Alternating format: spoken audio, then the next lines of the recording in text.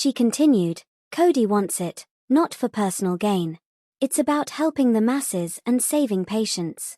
Isn't that a noble goal? Shouldn't we support that? Using my resources to achieve his goals is not fair, is it?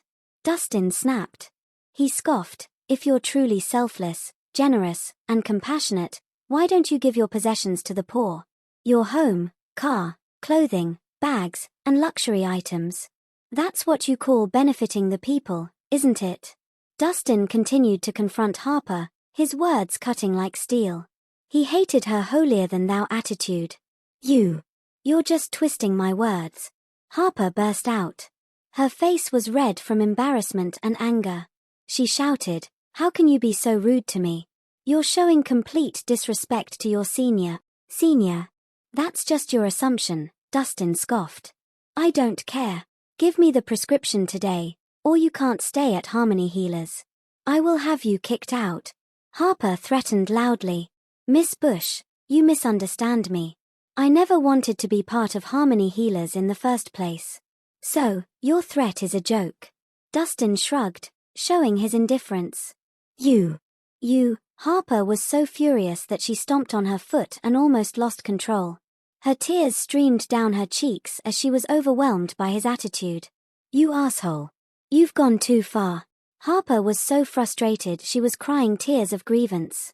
She was known for her beauty and talents and had been pampered her whole life. No matter the situation, people adjusted their actions to cater to her every desire. However, this Dustin brat was the total opposite of a gentleman. He not only disrespected her, he also humiliated her publicly. It was absolutely despicable. All right, Harper, calm down. Cody tried to mediate. We're all working at the same place and will be running into each other often. There's no need to damage our relationship. Please. Who's working at the same place as him?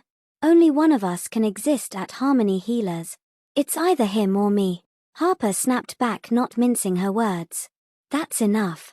Brooke finally had enough and berated Harper harshly. Harper, you're being absolutely unreasonable. The Dew Balm formula belongs to Dustin.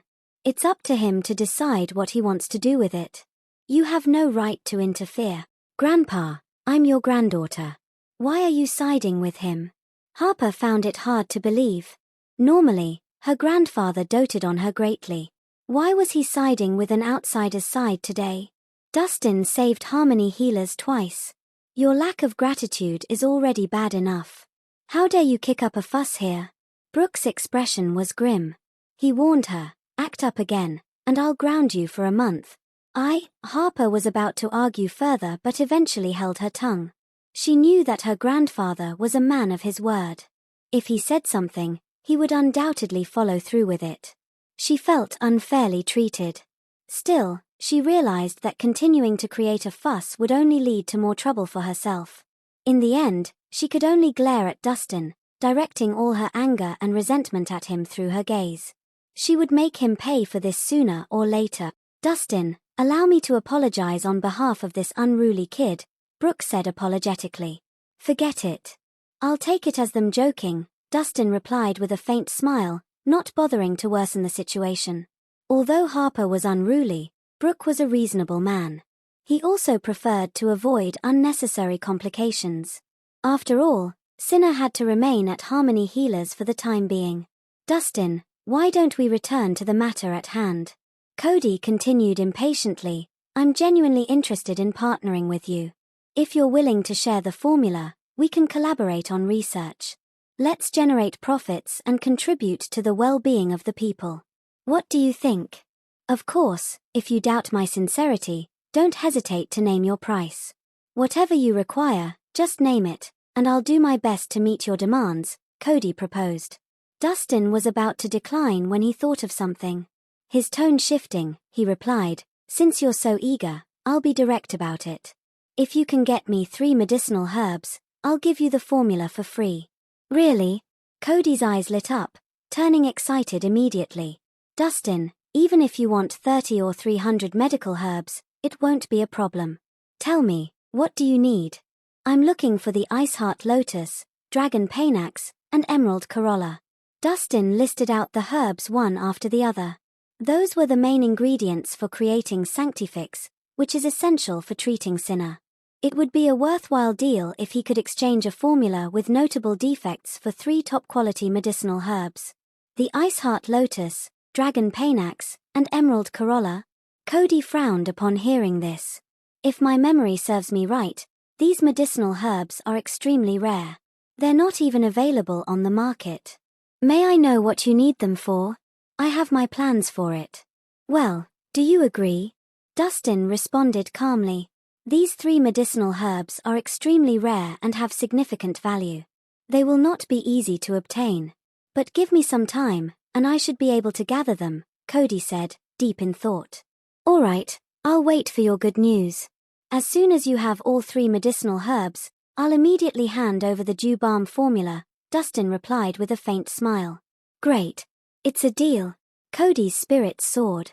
The Ostroa family was a prominent family in the medical field. They weren't as influential as the Welsh family. Still, they were a significant presence in South City. With a little effort, it shouldn't be hard for them to get 3 top-quality medicinal herbs. It's getting late. How about we all have a meal together? It will be a perfect opportunity to welcome Dustin, Brooke suddenly suggested. No problem.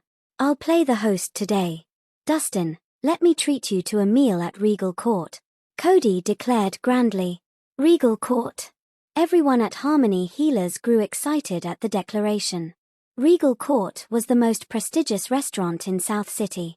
It typically catered to senior officials and VIPs.